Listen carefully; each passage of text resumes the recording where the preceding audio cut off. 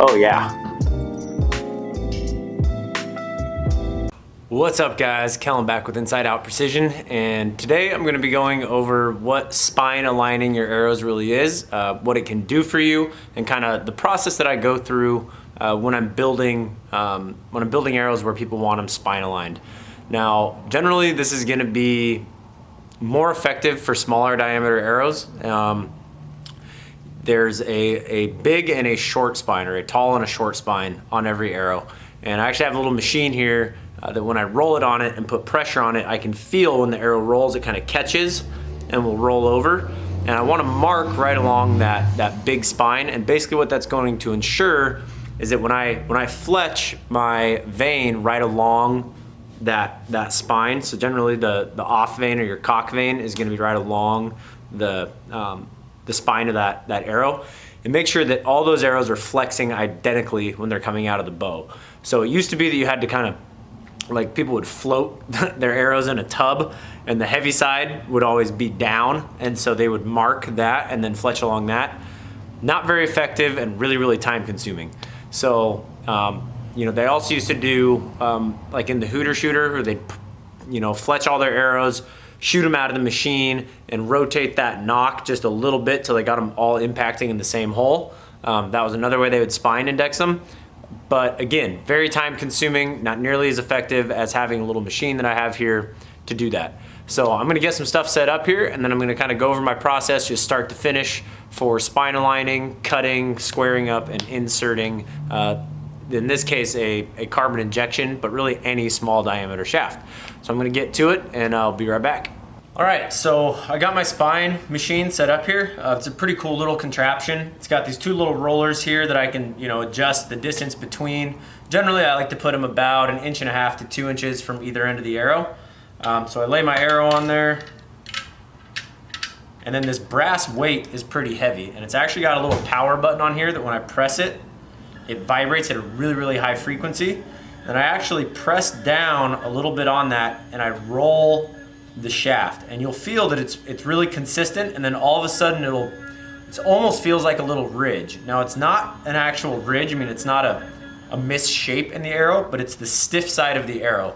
And when they're making these, some arrows are wrapped, others are woven together, but there's almost like I wouldn't call it a seam, but there's a stiff side to the arrow. It's the spine of the arrow.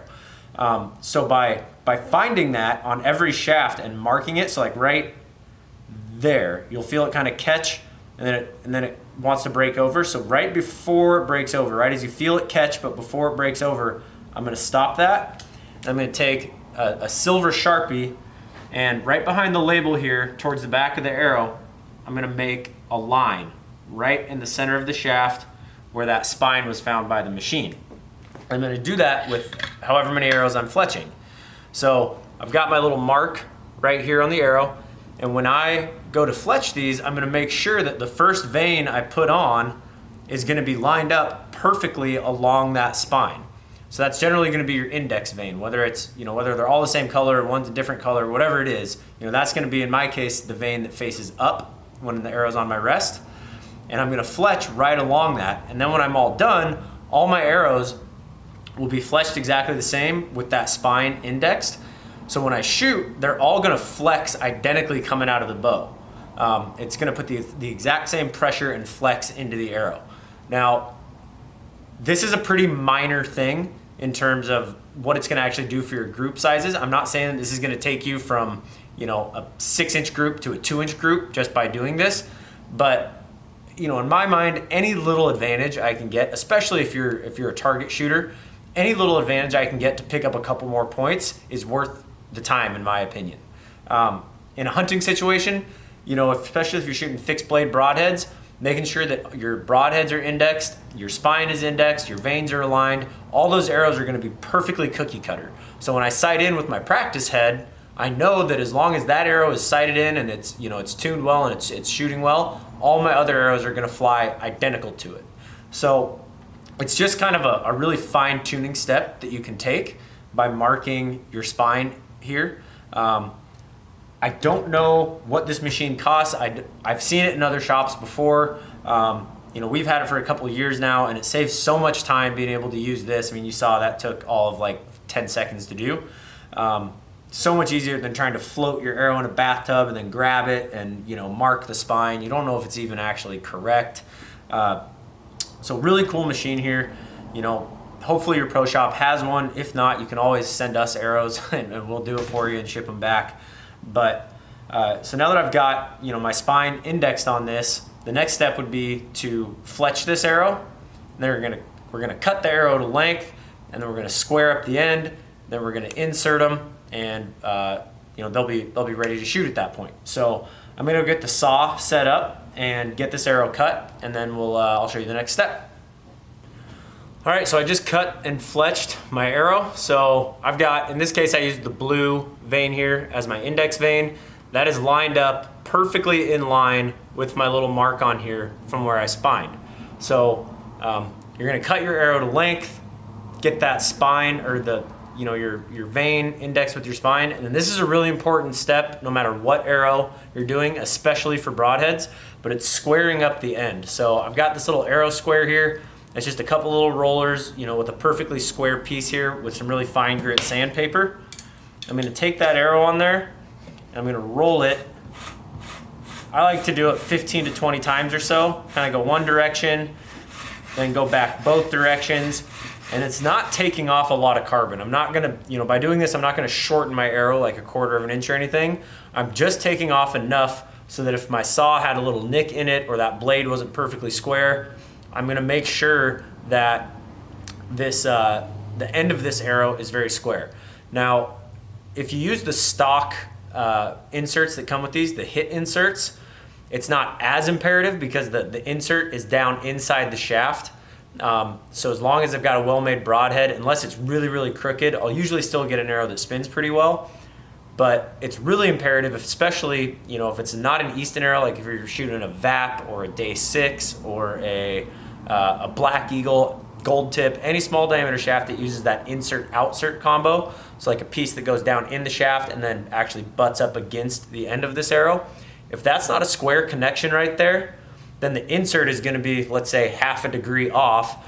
So then when I screw in my broadhead, the broadhead will be 1/2 degree off, and then when my arrow spins, I get that, you know, that wobble. It doesn't just spin like a top. So it's really, really important that you square up the end of your arrows. Now, for inserts, like I said, this is an Easton carbon injection.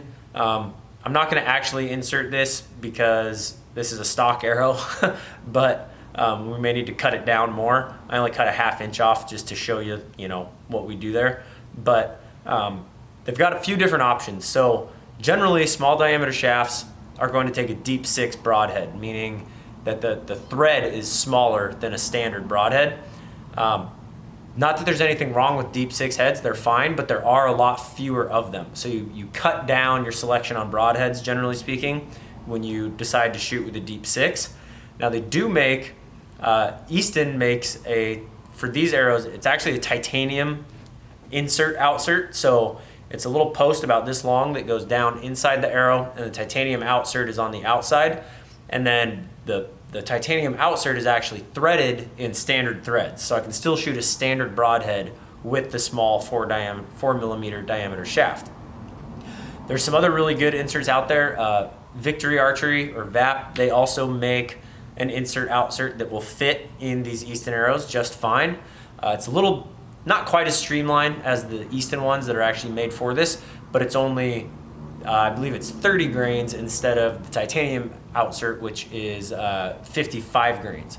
So if you're gonna do the outserts, you wanna make sure that your arrow is spined stiff enough to where when you load up the point weight, you know, with a 55 grain outsert and then a 100 grain head, that's gonna be significantly more weight than the little 12 grain in standard hit insert with a 100 grain head. So you wanna make sure you got enough spine there that if you're gonna do the outserts, you're not gonna get too weak in your arrow. So, like I said, you know, this is just, it's something we do because it doesn't take very much time. If you're gonna spend the money on these really nice arrows, I think, why not spend the extra time to make sure you're getting the most out of them, right? So, you know, when customers come in and they buy these, we always spine index them. Like I said, I'm not gonna say that I can go out and I could probably take a group of 12 or 6 arrows that weren't spined and indexed and 6 arrows that were, and shoot them all together, and it's just gonna look like one really tight group. But I think there's something to be said for having just the peace of mind knowing that your equipment is flawless. So it's a step we like to take. I do this on my Axis arrows as well. It seems to help. I think I get a little bit tighter groups, a little more forgiveness in my arrow. Just like you can have a forgiving bow, you can have a forgiving arrow. So I've had a few of you guys reach out with questions about, do you spine index? What does it do for you? How can I do it? So I just thought I'd make this video to address a few of those questions. If you have any more questions, as always, please feel free to comment below or hit me up on Instagram at inside_out_precision. I generally see those messages sooner than I see the YouTube notifications. So again, please feel free to comment, questions, feedback. If you've had experience with this and it's made a difference, we love to hear from you. But I hope this gives you a little something. I'm just throwing arrows around here. Hope this gives you a little something to think about, maybe try in the future. So until next time, remember, keep them in the middle, and precision is a decision.